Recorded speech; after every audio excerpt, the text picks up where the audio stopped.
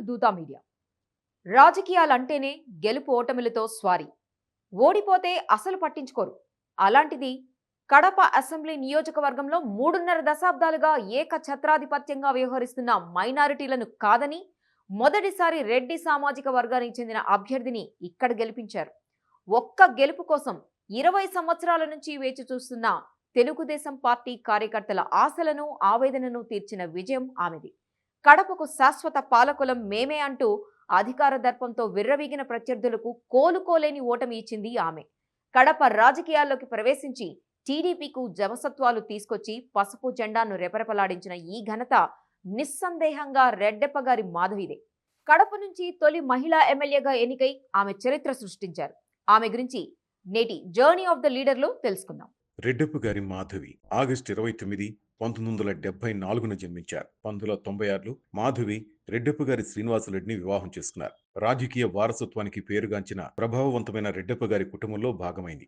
ఆంధ్రప్రదేశ్ ప్రభావవంతమైన నాయకుడు శ్రీ రెడ్డెప్ప గారి రాజగోపాల్ రెడ్డికి కోడలు. ఆమె ఎంఏ పూర్తి చేశారు. తన ఇద్దరు పిల్లలైన శ్రీయాంక రెడ్డి, శ్రవణ్ రాజ్ రెడ్డిలను పోషిస్తూనే మాధవి తన భర్తకు నిర్మాణ రంగంలో మద్దతుగా నిలిచారు. దాదాపు 15 ఏళ్ల క్రితం శ్రీనివాసరెడ్డి రాజకీయాల్లో చురుగ్గా మారడంతో కొత్త వరుడికి శ్రీకారం చుట్టి నిర్మాణ రంగం బాధ్యతలు స్వీకరించిన రెడ్డెప్ప గారి మాధవి తన భర్తతో కలిసి టీడీపీ అధినేత చంద్రబాబు నాయుడు కలవడంతో రాజకీయాల్లోకి వచ్చారు. కడపలో తెలుగుదేశం పార్టీ ఉందా లేదన్న స్థితిలో మాధవి పార్టీ నియోజకవర్గ ఇన్ఛార్జిగా బాధ్యతలు చేపట్టారు. తెలుగుదేశం పార్టీలోని కీలక నాయకులు ఆమె అభ్యర్థిత్వాన్ని తీవ్ర స్థాయిలో వ్యతిరేకించారు. సహకరించే ప్రశ్నే లేదని వారు తేల్చి చెప్పారు. ఈ సవాళ్లను దాటుకుంటూ తన భర్త టీడీపీ జిల్లా అధ్యక్షుడు శ్రీనివాసరెడ్డి సహకారంతో నియోజకవర్గంలోని ప్రతి పోలింగ్ కేంద్ర పరిధిలో క్యాడర్ను ఏర్పాటు చేసుకున్నారు. సంస్థాగతంగా పార్టీని బలోపేతం చేయడంతో పాటు నగరంలోని ప్రతి ఇంటి గడప తొక్కి ఓట్లను అభ్యర్థించారు. స్థానికులు చెప్పే సమస్యలు సావధానంగా విని పరిష్కారానికి హామీ ఇచ్చారు. అధికార పార్టీ నాయకులపై విమర్శలు సంధించారు. ఈ క్రమంలో ఆమెపై సొంత పార్టీలోని వారితో పాటు వైసీపీ నేతలు తీవ్ర విమర్శలు చేసినా ఆమె వెనక్కి తగ్గలేదు. ఈ లక్షణమే మాధవిని కడప ఓటర్లకు దగ్గర చేసింది. ఎమ్మెల్యే అభ్యర్థిగా నియోజకవర్గ స్థాయిలో ప్రత్యేక మేనిఫెస్టోను సిద్ధం చేసి టీడీపీ అధ్యక్షుడు చంద్రబాబు అనుమతితో దాన్ని ప్రకటించారు.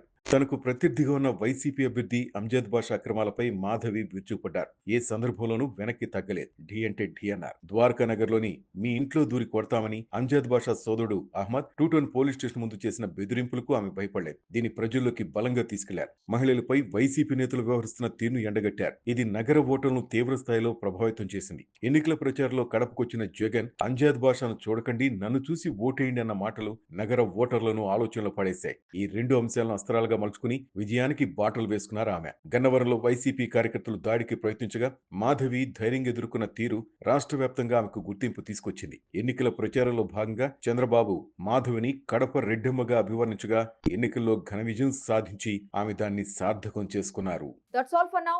Keep watching Doota Media.